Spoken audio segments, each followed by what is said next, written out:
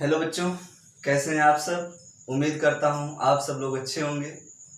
जैसे कि मैंने पिछली क्लास में आपको बताया था, केमिकल प्रॉपर्टीज ऑफ हेलोएरीन, और आज उन्हीं केमिकल प्रॉपर्टीज के बारे में हम आगे बात करेंगे।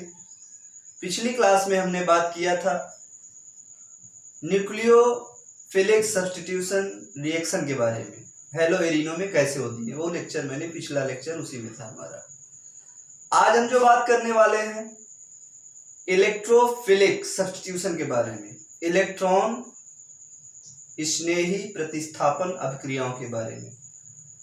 मैं हूं मनोज यादव, बच्चे मुझे प्रेम से हरिओम सर भी कहते हैं, और हरिओम क्लासेस के माध्यम से हम आपको केमिस्ट्री पढ़ाने के लिए आए हुए हैं और पढ़ा रहे हैं, पढ़ाएंगे भी। आप लोगों का बस एक ही काम है, चैनल को अधिक से अधिक लाइक, सब्सक्राइब और शेयर करें, ताकि जरूरतमंद बच्चों तक ये पहुंचता रहे। आप भी पढ़ें और आपके पास पड़ोस में कोई भी जरूरतमंद बच्चा है वो भी पढ़े, सबका भला हो। तो आइए हम प्रारंभ करते हैं जहां से हमने टॉपिक को छोड़ा था।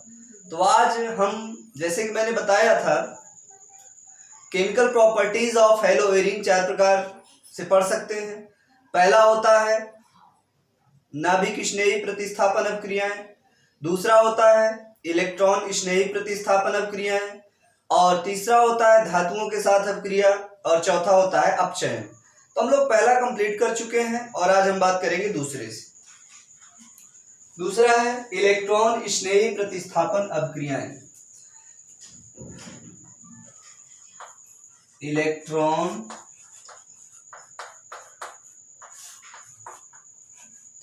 स्नेही प्रतिस्थापन, इलेक्ट्रॉन स्नेही प्रतिस्थापन अभिक्रियाएं, या अभिक्रिया भी कह लो। इलेक्ट्रॉन स्नेही प्रतिस्थापन अभिक्रिया, और हमारा दूसरा पॉइंट है।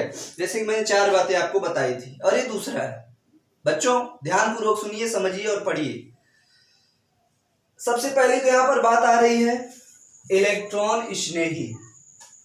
इलेक्ट्रॉन स्नेही बच्चों, इलेक्ट्रॉन स्नेही को इंग्लिश में अगर आप कहना चाहें तो इसे बोलते हैं इलेक्ट्रोफाइल। इलेक्ट्रोफाइल ये 2 शब्दों से मिलकर बना होता है। एक होता है इलेक्ट्रो, एक होता है क्या, इलेक्ट्रो, और दूसरा क्या होता है, फाइल।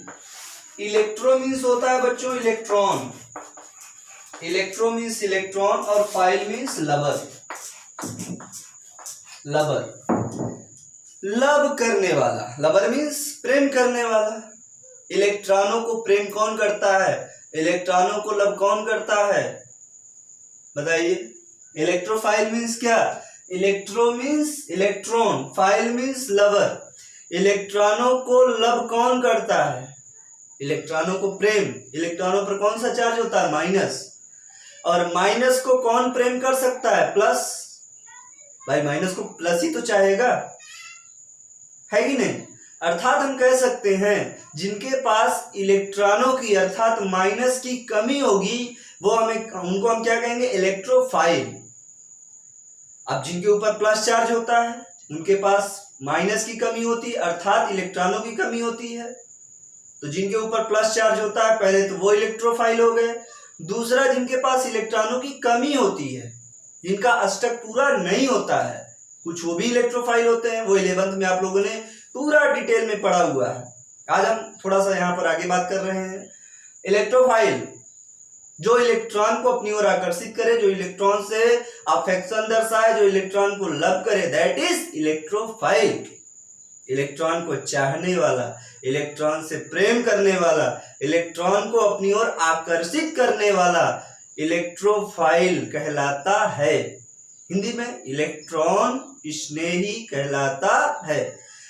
जब कोई प्रतिस्थापन, अब मैं पूरे की बात कर रहा हूं, इलेक्ट्रॉन स्नेही प्रतिस्थापन अभिक्रिया, जब कोई प्रतिस्थापन किसी इलेक्ट्रॉन स्नेही के द्वारा होगा, जब कोई प्रतिस्थापन किसी इलेक्ट्रॉन स्नेही के द्वारा होगा तो उसे हम बोलेंगे इलेक्ट्रॉन स्नेही प्रतिस्थापन अभिक्रिया। जैसे अगर हम बात करें इलेक्ट्रॉन स्नेही को हम किससे दर्शाते हैं, E+ से दर्शाते हैं। जैसे हम यहां पर बात करें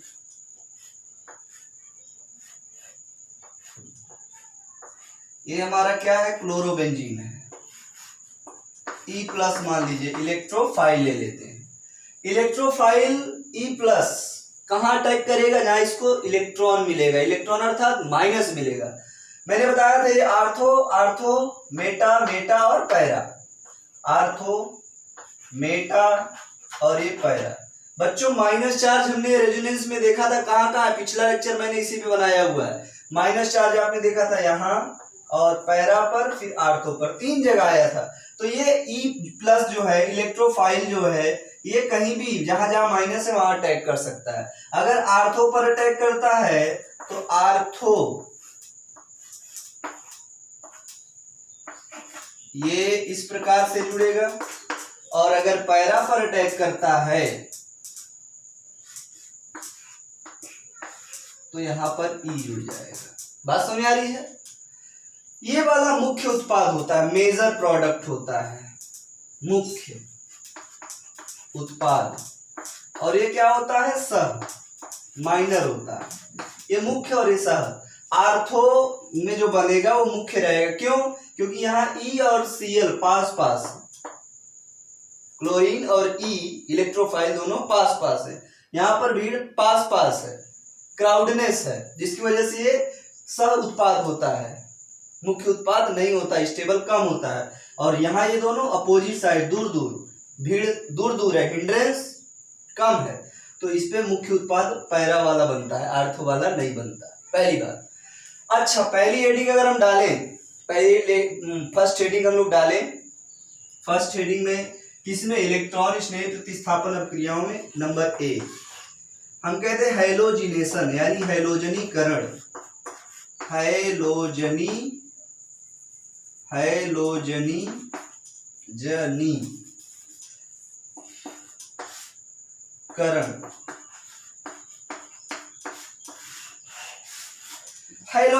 व्हाट इज हैलोजिनेशन? जब किसी भी अभिक्रिया में हैलोजन आकर के जुड़ता है तो उसे हम बोलते हैं हैलोजनीकरण। जब किसी भी अभिक्रिया में हैलोजन आकर के जुड़ता है तो उसे हम क्या बोलते हैं, हैलोजनीकरण। और वही हम लोग आगे देखने वाले, पढ़ने वाले हैं। जैसे हम बात करें बच्चों, क्लोरोबेंजीन ले लें, ये हमारा एक प्रकार का हैलोएरीन है। इसका नाम क्या है, क्लोरोबेंजीन,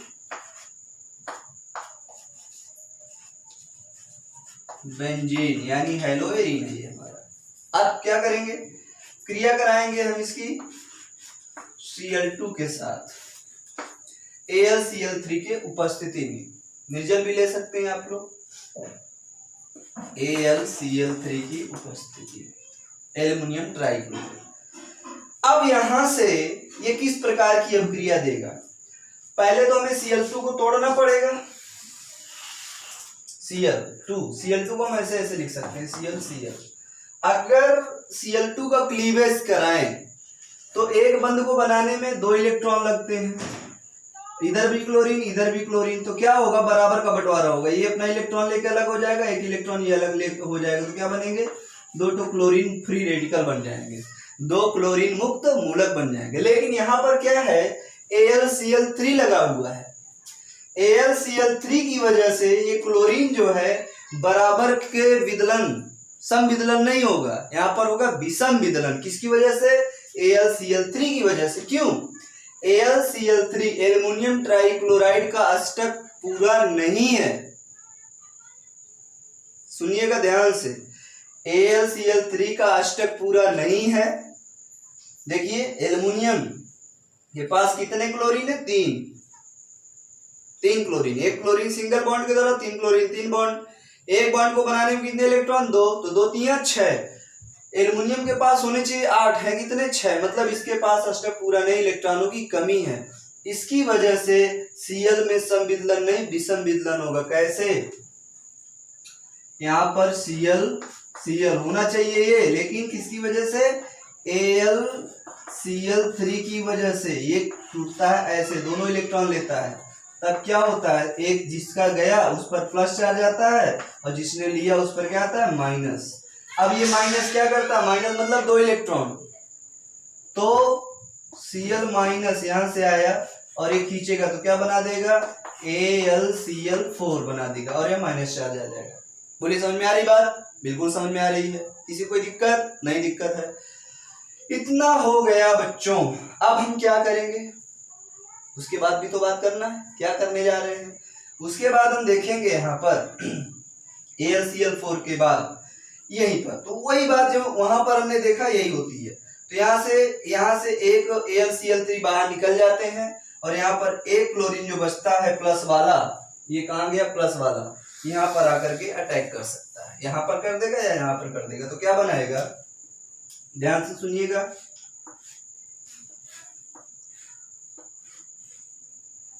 ये हो गए आपके पाई बंद, यहाँ पर क्लोरीन, यहाँ पर क्लोरीन, फिर यहाँ पर हो गया बेंजीन रिंग, फिर यहाँ पर हो गया पाई पाई पाई क्लोरीन और क्लोरीन।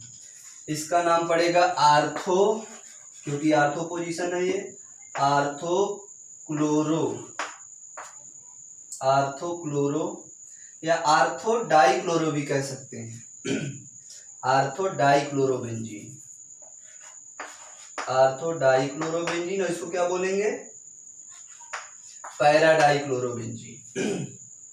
और ये आपका क्या होता है, मेजर होता है, माने मुख्य उत्पाद होता है, और ये क्या होता है, सह उत्पाद होता है।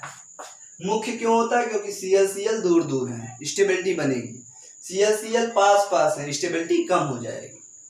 तो ये आपका हैलोजनीकरण, क्या बच्चों, हैलोजनीकरण। ध्यानपूर्वक सुनिए इसे, हैलोजिनेशन है, लिख लीजिए इसको सभी लोग, उसके बाद हम आगे बात करते हैं।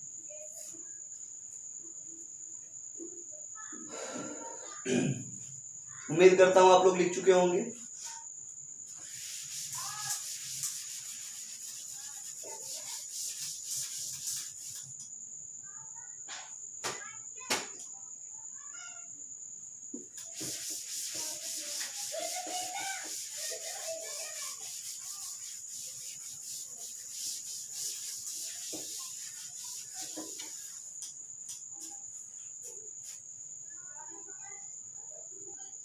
हाँ तो बच्चों, जैसे कि आप लोगों ने देखा, हम लोग बात कर रहे थे।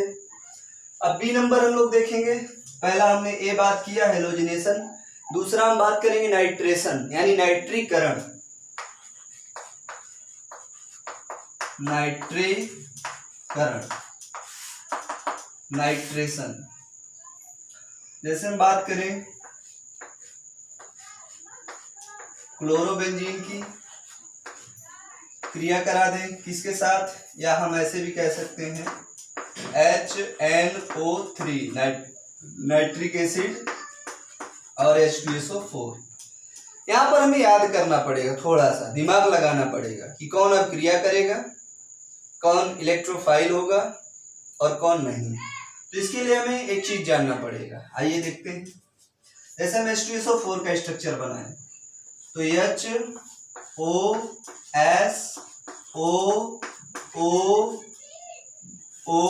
और H2SO4 का स्ट्रक्चर ऐसे बनता है। यहाँ पर अगर आप देखें तो ऑक्सीजन और हाइड्रोजन में कौन ज्यादा इलेक्ट्रोनेगेटिव होता है, ऑक्सीजन। ऑक्सीजन क्या करेगा, इलेक्ट्रॉन खींचेगा। ऑक्सीजन जब इलेक्ट्रॉन खींचेगा तो क्या बनाएगा, HOS डबल बॉन्ड O और इधर बनाया O पर इसने इलेक्ट्रॉन खींचा तो कौन सा चार्ज आएगा, माइनस, और H पर क्या आएगा, प्लस। बोलिए बात सही है, एकदम क्लियर है। अब हम बात करते हैं HNO3 के स्ट्रक्चर की। तो HNO3 में क्या होगा, HON, कितने O है, 3, डबल बॉन्ड O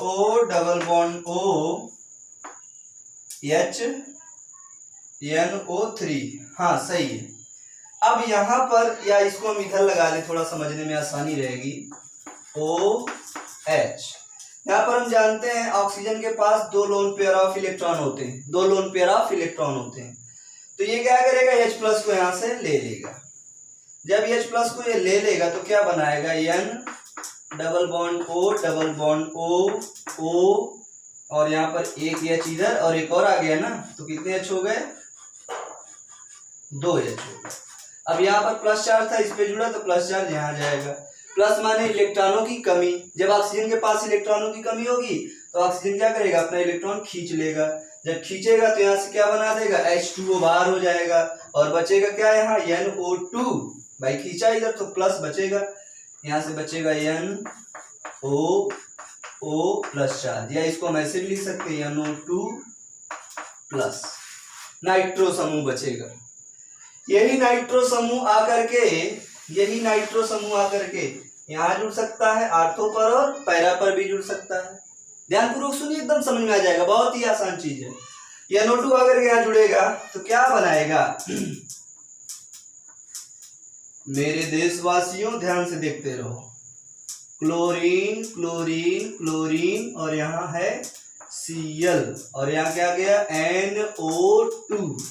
अगर ये आर्थो पे ना जुड़ता, पैरा पे जुड़ता तो, सुनिए ध्यान से, ये है हमारा बेंजीन, पाई पाई पाई, यहाँ है Cl और यहाँ क्या है NO2। आर्थो क्लोरोनाइट्रोबेंजीन या आर्थो नाइट्रोक्लोरोबेंजीन, ये ज्यादा सही है, आर्थो नाइट्रोक्लोरोबेंजीन, पैरा नाइट्रोक्लोरोबेंजीन। ये क्या है, मुख्य है, क्योंकि NO2 अपोजिट है, मुख्य उत्पाद और ये सह उत्पाद। तो इस प्रकार से हमारी कौन सी क्रिया होती है, नाइट्रीकरण, नाइट्रेशन जिसे हम लोग बोलते हैं। जब किसी भी अभिक्रिया में नाइट्रिक अम्ल जुड़ता है, नाइट्रिक एसिड ऐड होता है, तो that reaction is also known as nitration. जब किसी भी अभिक्रिया में नाइट्रिक अम्ल जुड़ता है तो उसे हम नाइट्रीकरण की अभिक्रिया कहते हैं। नोट कर लीजिए इसे, उसके बाद हम लोग आगे बात करते हैं।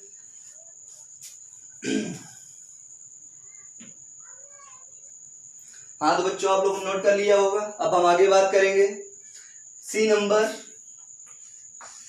सी क्या है बच्चों, सल्फोनेशन यानी सल्फोनीकरण, सल्फोनीकरण,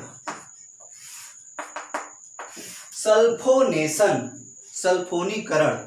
सल्फोनेशन क्या होता है, सल्फोनीकरण ही हिंदी में सल्फोनेशन कहलाता है। सल्फोनेशन होता क्या है, जब किसी भी अभिक्रिया में सल्फोनिक अम्ल जुड़ता है तो उसे हम क्या बोलते हैं, सल्फोनीकरण या सल्फोनेशन। सल्फोनीकरण होता क्या है, SO3H होता है, मतलब सल्फोनिक अम्ल क्या होता है, SO3H, उसी को हम लोग पढ़ने जा रहे हैं। तो जैसे हम बात करें, क्या बात करेंगे, ध्यान पूर्वक सुनते रहिए आप लोग, एकदम गौर से सुनते रहिए, समझते रहिए, बहुत ही आनंद टॉपिक है। और कैसे होगा, जैसे हम बात करें, हम बात करते हैं यहाँ पर क्लोरोबेंजीन की। क्लोरोबेंजीन हमने लिया, बोलो लिया, उसके बाद क्लोरोबेंजीन के बाद क्रिया करा दे किसके साथ, H2SO4 के साथ, H2SO4 के साथ करा दे तो क्या होगा, यहाँ पर ध्यान पूर्वक सुनिएगा, बहुत ही अच्छा टॉपिक है। अब यहाँ कैसे क्रिया होगी, तो होगी, बिल्कुल होगी भाई।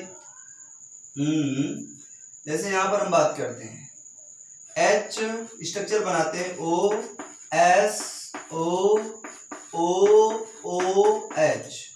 इलेक्ट्रॉन ऑक्सीजन खींचेगा तो माइनस और H पर प्लस, HOSOO पर माइनस और H पर प्लस, बॉन्ड पूरी तरह टूट गया। अब एक H2SO4 और ले लेते हैं भाई, यहाँ पर ये जरूरी नहीं कि कितने आप ले रहे हैं, वो बैलेंसी बाद में कर लेते हैं, हमें जितने की आवश्यकता होगी यहाँ, तो दूसरा H2SO4 लेते हैं, HOSOOOH।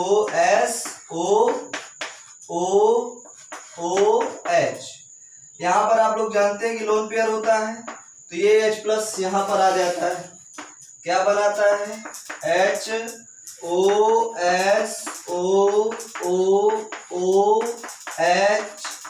और यहाँ प्लस चार्ज। प्लस का मतलब इलेक्ट्रॉनों की कमी, जब इलेक्ट्रॉनों की कमी तो ये वाला इलेक्ट्रॉन यहाँ टूट के चला जाता है, तो ये अलग क्या हो जाता है H2O, और यहाँ पर फिर जब ये इलेक्ट्रॉन खींचता है तो यहाँ क्या बनता है प्लस चार्ज। मतलब क्या बना SO कितने 1 2 3 SO3 और H, और ये सिंगल बॉन्ड ये खाली रह गया, इधर क्या आ गया प्लस चार्ज। इस प्रकार से इसे कहते हैं सल्फोनिक अम्ल।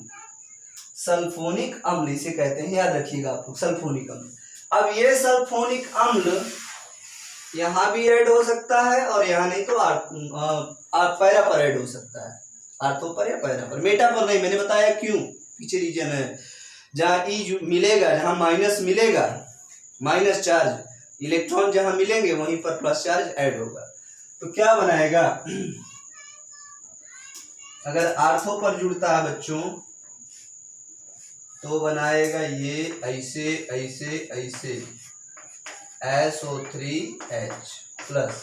अगर पैरा पर जुड़ेगा तो क्या बनाएगा ऐसे ऐसे ऐसे क्लोरीन और SO3H। बोलिए बात समझ में आ रही है कि नहीं आ रही है? इसका नाम क्या होगा, नाम आप लोग बताएंगे क्लोरोसल्फोनिक एसिड, या इसको कह सकते हैं आर्थोक्लोरोसल्फोनिक एसिड या पैराक्लोरोसल्फोनिक एसिड, आप लोग इसको कह सकते हैं। ये हो गया आपका, ये मुख्य होगा और ये क्या होगा सह उत्पाद होगा। क्लियर है बात इतनी? इसको आप लोग नोट करिए, फिर हम आगे चलते हैं। हाँ तो बच्चों आप लोगों ने नोट कर लिया होगा, अब हम लोग आगे बात करते हैं। और आगे जो मैं बात करने जा रहा हूँ वो रिएक्शन बहुत ही महत्वपूर्ण है। उस रिएक्शन को बोलते हैं फ्रीडल क्राफ्ट अभिक्रिया। क्या बोलते हैं बच्चों? फ्रीडल क्राफ्ट अभिक्रिया। बहुत ही इंपॉर्टेंट है, बहुत ही महत्वपूर्ण है फ्रीडल क्राफ्ट अभिक्रिया। ध्यान से पढ़िए, समझिए और देखिए। फ्रीडल क्राफ्ट अभिक्रिया very very most important. Friedel craft अभिक्रिया या अभिक्रियाएं। फ्रीडल क्राफ्ट अभिक्रियाएं दो प्रकार की होती हैं, एक होती है एल्केलीकरण और एक होती है एसिलीकरण। तो आइए दोनों की बात करते हैं। एल्केलीकरण क्या होती है, एसिलीकरण क्या होती है? नंबर ए एल्कीलीकरण, पहले इसकी बात कर ले। नंबर बी क्या होती है? एसिलीकरण। दोनों की बात करें। एल्किलीकरण, करण मीन्स जुड़ना। जब क्लोरोबेंजीन में एल्किल समूह जुड़ता है तो उसे बोलते हैं एल्किलीकरण, और जब क्लोरोबेंजीन में एसिटिल ग्रुप जुड़ता है तो उसे बोलते हैं एसिलीकरण। आइए देखते हैं कैसे। अगर हम ले लें क्लोरोबेंजीन, ले लें, ये क्या है क्लोरोबेंजीन। क्लोरोबेंजीन की क्रिया हम किसके साथ करा दें? CH3Cl के साथ करा दें। वही उत्प्रेरक ले लें, निर्जल AlCl3 ले लें, निर्जल AlCl3 ले लें। तो क्या होगा बच्चों, आप सीधा जानते हैं Cl माइनस के रूप में निकलेगा और यहाँ का प्लस लेगा तो यहाँ से प्लस, यहाँ से Cl माइनस HCl बाहर हो जाएगा, यहाँ से Cl, यहाँ से H तो HCl बाहर। अब जहां से जाएगा वहीं से H क्रिया करके जुड़ जाएगा।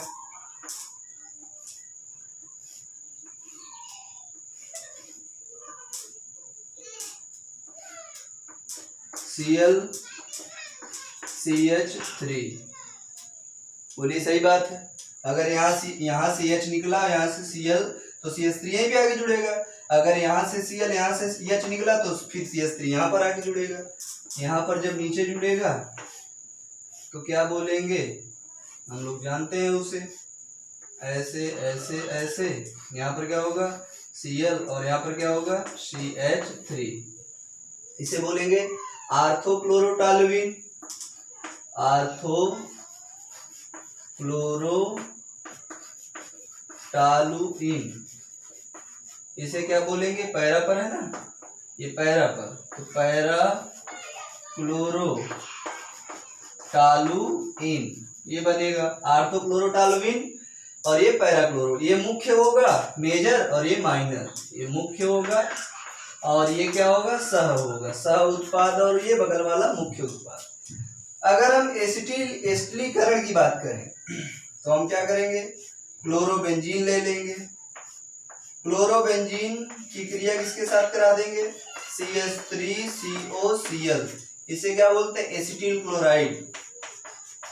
एसिटिल क्लोराइड याद रखिएगा नाम बहुत इंपॉर्टेंट है। इसका नाम क्या हो, क्लोरोबेंजीन। क्रिया किसके साथ कराएंगे, निर्जल AlCl3 के साथ करा देंगे। क्या बनाएगा, यहां से Cl यहां से H माइनस HCl, या यहां से Cl यहां से H माइनस HCl, जहां से H निकलेगा वहीं CH3CO जाकर के जुड़ जाएगा। तो यहां से निकला, यहाँ क्या होगा Cl, मान लीजिए यहां से निकला H आपका, तो COCH3 ये बना देगा। अगर आप इसको ऑर्थोपेनिक पैरा जोड़ते हैं तो क्या होगा, यहाँ पर ट्रिपल पाई बॉन्ड, यहाँ पर Cl और यहाँ पर क्या हो जाएगा COCH3। आर्थोक्लोरो एसिटोफिनोन इसका नाम है। क्या नाम बच्चों, आर्थोक्लोरो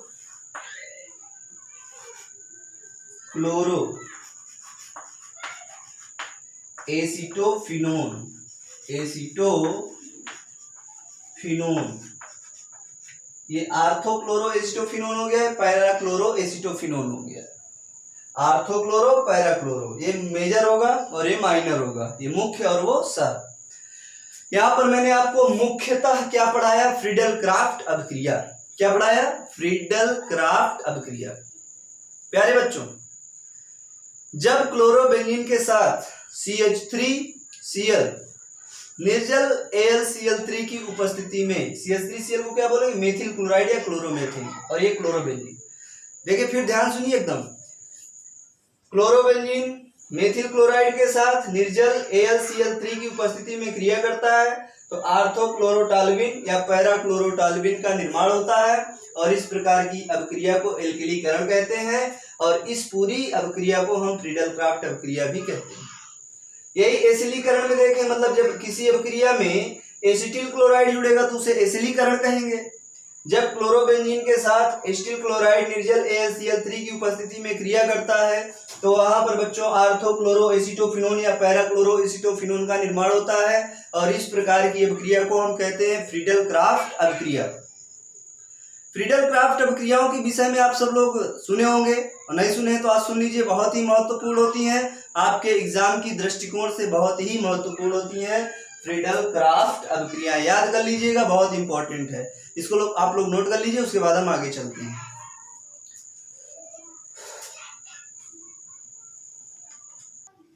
हाँ तो बच्चों, आप लोगों ने लिख लिया होगा, और जैसे कि मैंने आपको बताया था 4 प्रकार की अभिक्रियाएं। पहली क्या मैंने बताया था आपको, पहली मैंने बताया था, याद करिए, नाभिक स्नेही प्रतिस्थापन अभिक्रियाएं। दूसरा क्या मैंने बताया, इलेक्ट्रॉन स्नेही प्रतिस्थापन। अभी तक हम लोग इलेक्ट्रॉन स्नेही पढ़ रहे थे। तीसरा हम क्या बताने जा रहे हैं आपको, धातुओं के साथ अभिक्रियाएं। तो आइए देखते हैं धातुओं के साथ अभिक्रियाएं। Reaction with metal, reaction with metals, धातुओं के साथ अभिक्रियाएं। बच्चों धातुओं के साथ अभिक्रियाएं देखिए 2 प्रकार से करता है, ध्यान दीजिए, बहुत इंपॉर्टेंट है, वेरी मोस्ट इंपॉर्टेंट। धातुओं के साथ क्या, सुनिए, जब हम कहें क्लोरोबेंजीन, क्लोरोबेंजीन यहाँ पर Cl ले लें, यहाँ Na ले लें, फिर यहाँ पर क्लोरोबेंजीन ले लें, Cl, और यहाँ पर क्या ले लें, शुष्क ईथर ले लें, शुष्क ईथर। तो क्या होगा, यहाँ 2 Na ले लें, यहाँ से Cl, यहाँ से Cl और यहाँ से Na, 2 Na 2 Cl बाहर निकल जाएंगे, 2 NaCl, सोडियम क्लोराइड बाहर, जहां से निकल गए NaCl वहीं पे आपस में जुड़ जाएंगे। यहां से ये देखिए, यहाँ और इधर आ गए, ये 2 ग्रुप फेनिल ग्रुप जुड़ गए, तो इसे बोलेंगे डाईफेनिल, डाईफेनिल। क्या बोलेंगे? डाइफेनिल। जब क्लोरोबेंजीन शुष्क ईथर की उपस्थिति में सोडियम के साथ क्रिया करता है तो वहां डाइफेनिल का निर्माण होता है। इस प्रकार की अभिक्रिया को क्या बोलते हैं? फीटिग अभिक्रिया। बहुत ही महत्वपूर्ण है। कौन सी अभिक्रिया? फीटिग अभिक्रिया। इस रिएक्शन को क्या बोलते हैं? फीटिग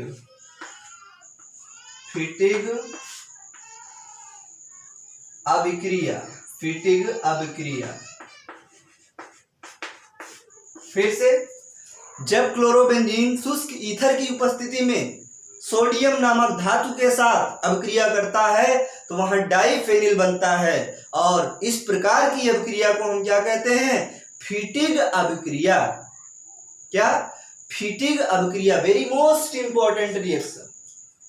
दूसरा, अगर हम यहां पर कहें क्लोरोबेंजीन ले लें, ये हमारा हो गया क्या? क्लोरोबेंजीन। सोडियम धातु ले लें, इसकी क्रिया करा दें CH3Cl के साथ, मेथिल क्लोराइड के साथ, वही शुष्क ईथर की उपस्थिति में, शुष्क ईथर की उपस्थिति में। तो देखो बच्चों, यहां से निकलेगा Cl, यहां से निकलेगा Cl और बीच से क्या? NaCl माइनस, अच्छा Na यहाँ कितना है? 1 और यहाँ कितना? 2, तो यहाँ क्या लगा देंगे? 2, तो क्या निकल जाएगा? 2 Na 2 Cl माइनस 2 NaCl।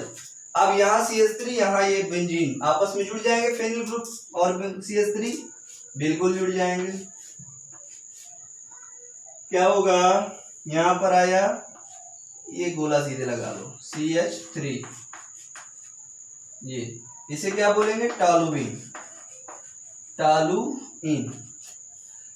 जब बेंजीन के साथ CH3 जुड़ जाता है तो उसे क्या बोलते हैं? टॉलुइन बोलते हैं। इस प्रकार की अभिक्रिया को क्या बोलेंगे? उर्ज फिटिंग। वेरी मोस्ट इंपॉर्टेंट, उर्ज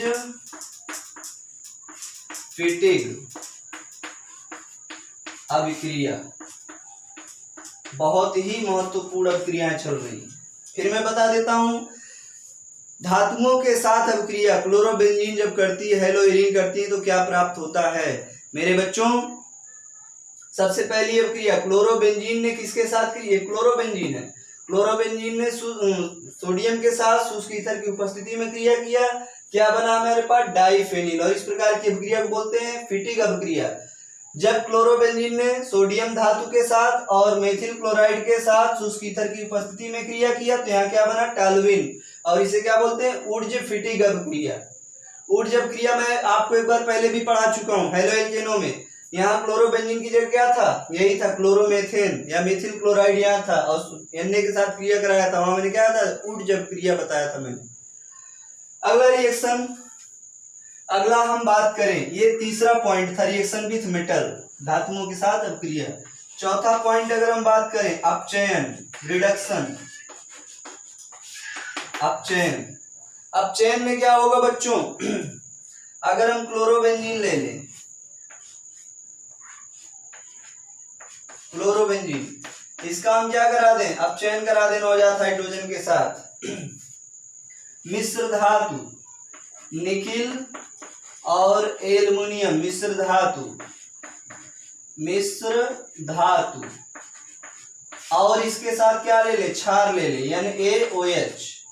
तो क्या होगा? सिंपल सी बात है, यहां से एक H और यहां से Cl, HCl बाहर हो जाएगा, हाइड्रोजन क्लोराइड गैस बाहर, यहाँ H बचेगा, आकर के जुड़ जाएगा और सीधा सीधा क्या बना देगा आपको?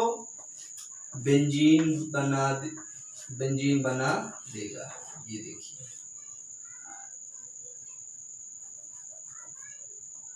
ये बना बेंजीन। ये हो गया अपचयन। जब किसी भी अभिक्रिया में हाइड्रोजन जुड़ता है तो उसे क्या बोलते हैं? अपचयन बोलते हैं। मेरी बात समझ में आ रही होगी आपको। तो मैंने जैसे कि आपको बताया था 4 प्रकार की अभिक्रियाएं होती हैं, मतलब हेलो एल्केन की केमिकल प्रॉपर्टीज कितने प्रकार से? 4। पहली नाभिक स्नेही प्रतिस्थापन अभिक्रियाएं, दूसरी इलेक्ट्रॉन स्नेही प्रतिस्थापन अभिक्रियाएं, तीसरी धातुओं के साथ अभिक्रिया और चौथी अपचयन, जो कि मैं आपको पढ़ा चुका हूं। बहुत ही इंपॉर्टेंट लेक्चर है, बहुत ही इंपॉर्टेंट टॉपिक है, आप लोग सब लोग ध्यान से सुनिए। और लास्ट में समरी फिर बता देता हूं। हेलोजनीकरण का मतलब जब किसी भी अभिक्रिया में हेलोजन जुड़ता है, बोलिए मेरे साथ, जब किसी भी अभिक्रिया में हैलोजन जुड़ता है तो उसे हैलोजनीकरण कहते हैं। जब किसी भी अभिक्रिया में नाइट्रिक अम्ल जुड़ता है तो उसे नाइट्रीकरण कहते हैं, नाइट्रो समूह NO2। जब किसी भी अभिक्रिया में सल्फोनिक अम्ल जुड़ता है तो उसे सल्फोनीकरण कहते हैं। जब किसी अभिक्रिया में हाइड्रोजन जुड़ता है तो उसे अपचयन कहते हैं। क्या कहते हैं? अपचयन। जब किसी अभिक्रिया में एल्किल समूह जुड़ता है तो उसे एल्कलीकरण कहते हैं। जब किसी अभिक्रिया में एसिटिल समूह जुड़ता है तो उसे एसिटिलीकरण कहते हैं। और यहां मैंने बहुत इंपॉर्टेंट बताया, फ्रीडल क्राफ्ट अभिक्रिया, उर्ज अभिक्रिया, उर्ज फिटिग अभिक्रिया, हैलोजनीकरण, सल्फोनीकरण, नाइट्रीकरण इत्यादि अभिक्रिया मैंने बताई। आप लोग इनको ध्यान से देखिए, पढ़िए, समझिए। जहां समझ में ना आए आप कमेंट बॉक्स में कमेंट करिए। समझ में आता है तो भी करिए, नहीं समझ में आता है तो भी करिए। और फिर मैं एक बार कह देता हूं, ये आपका अपना हरिओम क्लासेस है, हरिओम नामक चैनल है। आप इसको ज्यादा से ज्यादा लाइक करिए, ज्यादा से ज्यादा फॉलो करिए, ज्यादा से ज्यादा शेयर करिए, सब्सक्राइब करिए, ताकि हमारी ये केमिस्ट्री अधिक से अधिक बच्चों तक पहुंच सके, जिससे के द्वारा सभी बच्चों का निर्माण हो सके, सभी बच्चों के नॉलेज का प्रोग्रेस हो सके। आप सभी से मैं निवेदन करता हूं, अगर आपको हमारी ये क्लास, वीडियोस और ये लेक्चर अच्छे लग रहे हैं तो अधिक से अधिक बच्चे इसको शेयर जरूर करें, सब्सक्राइब करें और घंटी का बटन, बेल आइकॉन दबाएं, घंटी दबाएं। क्यों? जब हम नई वीडियो अपडेट करेंगे, अपलोड करेंगे तो आपके पास तुरंत नोटिफिकेशन पहुंचेगा कि भैया हरिओम क्लासेस के द्वारा एक वीडियो आ चुकी है। और सब काम छोड़ के पहले उस लेक्चर को सुनो, समझो, पढ़ो। ना समझ में आए तुरंत कमेंट करो, और समझ में आए तो प्रेम से हरिओम कमेंट किया करो, मुझे अच्छा लगेगा। मैं मनोज यादव एंड हरिओम सर भी मुझे कहते हैं, शुरू में बताया था मैंने। आप सभी बच्चों के लिए हरिओम क्लासेस के माध्यम से, केमिस्ट्री नामक चैनल के माध्यम से मैं आपके लिए केमिस्ट्री के लेक्चर लेके आता हूं। आप सब एक ही काम करिए, लाइक, शेयर और सब्सक्राइब जरूर करिए। आप सभी को मेरा प्यार भरा हरिओम। बने रहिए हरिओम क्लासेस नामक चैनल के साथ। फिर मिलेंगे अगले वीडियो में, तब तक के लिए हरिओम।